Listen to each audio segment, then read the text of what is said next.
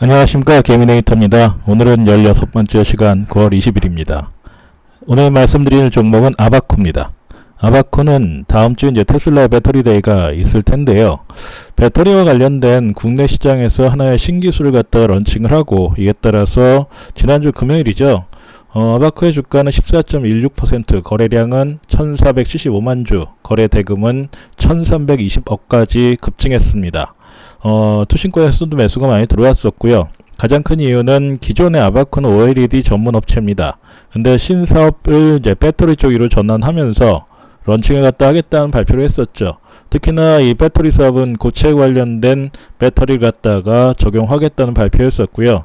시장은 여기에 대해서 기대감이 상당히 큰 것으로 보고 있습니다. 이에 따라서 오늘 좀 알아보고 싶은 종목은 아바코입니다. 그럼 첫 번째 테마에 대해서 알아보도록 하겠습니다. 9월 23일 테슬라의 배터리 데이가 있습니다. 지난번에 제가 첨보라는 회사를 알아볼 때 9월 23일에 있을 테슬라의 배터리 데이를 주목할 필요가 있다라고 말씀을 드렸고요. 그때 첨보 역시도 주력 업종이 될 수가 있으면서 전기차와 관련해 가지고 첨보의 주가도 급등할 가능성이 있다고 좀 보고 있었습니다. 근데 이번에 아바코도 좀 비슷한 역할을 갖다 테슬라와 연결돼서 볼 수가 있는데요. 가장 중요한 것은 테슬라의 배터리 데이가 어떤 청사진을 제시할 것인가 입니다. 아래 이제 앨런 머스크의 주요 발언이 지난 6월서부터 9월 3일까지 5차례가 있었습니다.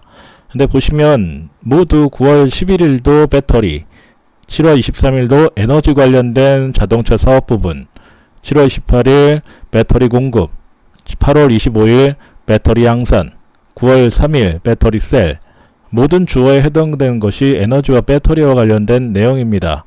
결과적으로 배터리 데이에 말할 앨런 머스크의 주요한 점은 바로 배터리의 그 결정적인 가격이라든가 아니면 향상되는 기술력 갖다가 발표할 가능성이 높다고 보고 있고요.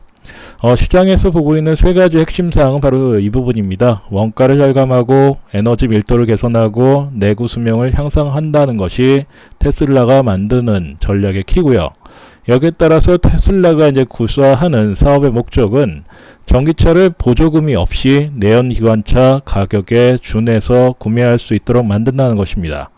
결과적으로 글로벌 자동차 업계와의 전쟁을 선포한다고 볼 수가 있고요. 전기차가 사실 굉장히 비쌉니다. 일반인이 접근할 때는 7천에서 1억 3천대 가격이기 때문에 이 상태에선 좀 사기가 힘들고, 따라서 전기차 가격에서 한 40에서 50% 차지하는 배터리의 가격을 다운시켜서 구매력을 향상시킵니다. 결과적으로 4천만원에서 5천만원대 사이에서 테슬라의 자동차, 전기차를 구매할 수 있는 상황이 나올 수가 있고요. 여기에 이제 가장 중요한 것이 바로 전고체 배터리를 장착한다는 것입니다. 아직까지 시장에서 전고체 배터리라는 영역의 기술이라든가 상품은 없습니다. 근데 현재 테슬라가 배터리 데이에 이 전고체 배터리를 사용할 수가 있고 생산할 수 있다라고 발표한다면 가장 시장의 영향성은 상당히 파괴적이라고 볼 수가 있고요. 그럼 전고체 배터리가 무엇인가 하면요, 배터리의 양극과 음극 사이에 있는 액체 전해일을 고체로 대체한다는 것입니다. 이 방식은 미사일에서도 이미 적용되는 방식인데요. 가장 핵심적인 아니면 사례로 들 수 있는 사례는 북한의 SLBM입니다. 이것은 대륙간 탄도 미사일인데, 이 대륙간 탄도 미사일이 사거리가 1000km 이상, 미국에 있는 워싱턴까지 다다를 수 있는 고고도의 미사일 항속 거리를 갖다 나타낼 수 있는 것은 기존의 액체 에너지가 아니고 고체 에너지를 장착할 수 있는 기술을 북한이 확보하고 있었기 때문입니다. 이에 따라서 미사일 업계에서 갖고 있는 보유국가에서 북한이 크게 사실 레벨이 향상이 됐었고요. 이 같은 방식에서는 상당히 배터리에서도 고체로, 만약에 액체가 아닌 고체로 배터리를 갖다 만드는 과정이 성공하게 된다면 앞서 말씀드린 원가도 절감하고 에너지 밀도도 개선하고 내구 수명도도 크게 향상시킬 수 있는 기술인 것입니다.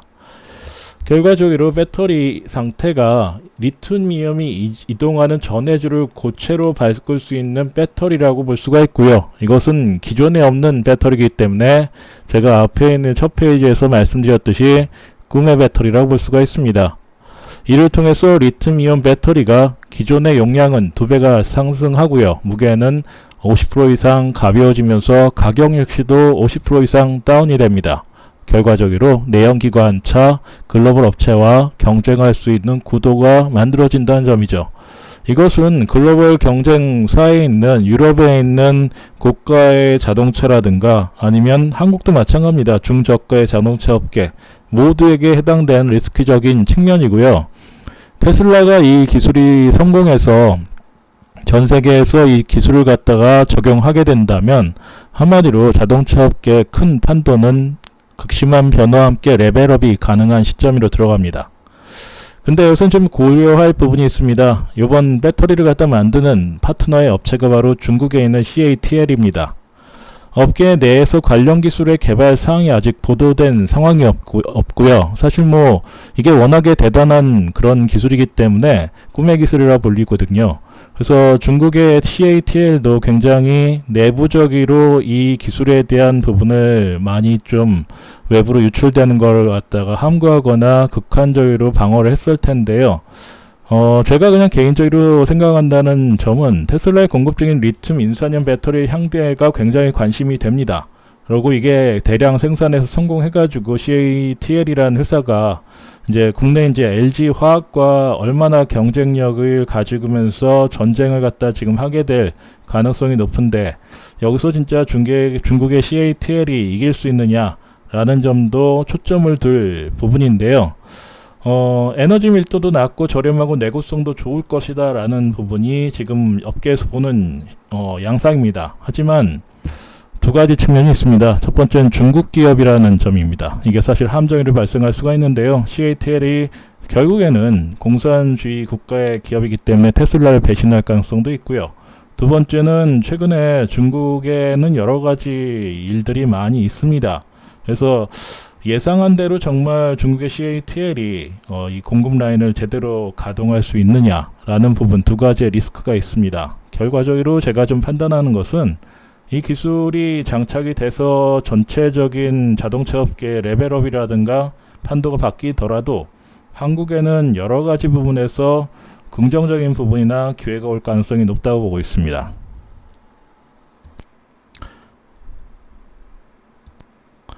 네, 여기서 다시 보고 있는 것이 바로 아바코입니다. 아바코 같은 경우는 사업 구조가 원래는 디스플레이 장비, OLED 진공 장비, 반송, 이송 장비 생산하는 업체고요. 주요 고객으로는 LG 디스플레이가 상당 부분의 90% 이상의 주요 고객입니다. 에 따라서 사실은 OLED 생산에 있어서 이 부분이 최근에는 좀 실적으로 연결된 부분이 적기 때문에 수익도 좀 감소하는 추세에 있었습니다. 근데 여기서 이제 주목해야 되는 것이 바로 아바코가 갖고 있는 롤트롤 기술이라는 것입니다. 이것이 뭐냐면요. 좌측에 보시면 필름이나 종이 등과 같이 폭에 비해 두께가 얇고 긴 유연성을 가진 기판 소재를 생산하는 기술인데요. 이게 합집 패턴 열 처리 기술 다수의 공정을 한 번에 수행하는 기술입니다. 사실 근데 이 기술이 여러 부분에서 지금 적용이 됩니다. 반도체라든가 아니면 태양전기 아니면 2차 전기까지 사업을 하는 데 있어 가지고 이 기술이 유용하게 적용이 됐는데 아바코는 국내에서 롤트롤 기술에 있어서는 사실 독보적인 기술력을 갖고 있다고 보고 있고요. 이 기술을 통해서 아바코 역시도 신사업으로 지금 확장하고 있는 양상입니다. 근데 좀 제가 이제 주목하는 것은 바로 앞서 말씀드린 고체 전해질에 해당되는 2차 전지 인데요. 이 부분에 있어서는 제가 2019년도 아바코의 사업 보수를 보니까요. 고안전성 극한 환경용 전고체 전기 핵심 기술 개발을 갖다가 하고 있다 라고 되어 있고요. 2020년 6월 달에 개발 목표가 있습니다. 그리고 한국과학기술원 카이스트 외에도 대학교 3곳과 지금 기술 개발을 하고 있다고 나와 있었습니다. 이미 작년 2019년 12월 달에 나온 사업 보고서에 나와 있던 내용이고요. 올해 1월과 2월 달에 이 아바코와 관련된 뉴스를 갖다 다시 보니까 이미 적용될 수 있는 구간까지 와 있는 단계였습니다. 결과적으로 본다면 아바코는 이번에 테슬라가 갖고 있는 고체형 2차 전지를 갖다가 이미 아바코도 대비를 하고 있었고 관련된 기술을 갖다 어느 정도 확보하고 있는 단계를 볼 수가 있습니다.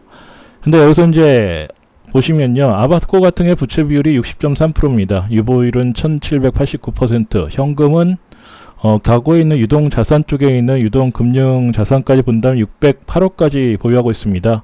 시가총액이 1200에서 1300억대인데요. 현금과 관련된 자산이 600억입니다. 굉장히 양호한 그런 재무과적 구조를 갖고 있는 회사라 볼 수가 있고요. 이익잉여금 역시도 950억입니다. 그러니까 굉장히 탄탄한 회사죠. 이러한 회사가 지금 신기술을 갖다 네 가지를 같이 하고 있습니다. 산화물 반도체 증착 공정 제어 시스템과 두 번째 방막 태양전기 장비 사업을 하고 있고요. 세 번째는 고체 전해질 2차전지 사업. 이게 바로 테슬라와 관련된 그런 사업이고요. 아래쪽에 보시면 고체 전해질 음극 보층 증착 장비 모식도라고 나오고 있는데요. 내용 자체는 좀 어렵습니다. 말도 좀 어렵고요. 근데 제일 중요한 것은 액체로 되어 있는 것을 고체로 바꾼다. 그리고 이러한 기술은 과거에는 없었다. 이게 만약에 성공하게 된다면 북한의 SLBM과 같이 항속거리가 기존에 200에서 300km에 국한되어 있던 것이 1000km에서 2000km까지 늘어난다. 거의 10배죠. 10배 넘죠. 근데 제가 보는 고체형 2차 전지 같은 경우에도 사용기간이 10배 이상 늘어납니다. 결과적으로 좀 비슷한 양상을 볼 수가 있고요. 이것을 갖다가 전체적으로 봤을 때는요, 아바코가 갖고 있는 롤트롤 기술이 적용될 수 있는 분야가 되게 다양하고요. 이 네 가지 모두 현재는 태양전지, 반도체, 2차전지 모두 우리나라 한국에서도 지금 준비하고 있는 차세대 그런 산업입니다. 신산업이고요. 여기와 같이 매칭이 되는 산업과 기술 개발을 같이 하고 있다는 측면이 굉장히 중요합니다. 이에 따라서 스닝 쪽에 대한 전망을 해봤는데요. 2013년서부터 17년, 18년까지는 아바코의 실적이 많이 급증하는 양상이었는데요. 18년과 19년도에는 감소하다가 다시 올해서부터 반등할 수 있는 구간을 접어날 수도 있다고 판단하고 있습니다. 특히나 올해보다 내년과 후년에 대한 아바코의 실적이 급증할 수 있는 여건이 되지 않을까. 물론 가장 중요한 것은 롤트롤 기술을 적용한 고체 전해의 2차전지, 고체형이죠. 이 기술이 성공돼서 실제적으로 산업에 적용이 돼야 됩니다. 이에 따라서 같은 사업에 대한 실적이 증가해야 되는 양상이 나와야 되는데요. 이것은 추후에 이제 확인할 부분이고요. 일단 현재 상황에서는 9월 23일 배터리 대회와 연결해서 아바코의 신기술 적용될 수 있는 가능성에 대한 부분이 기대감이 나타날 수 있고요. 제가 판단하기에는 가장 좀 성공 확률이 높은 회사가 아닌가라고 보고 있습니다. 다음은 수급 쪽입니다. 아래 그래프를 보시면요.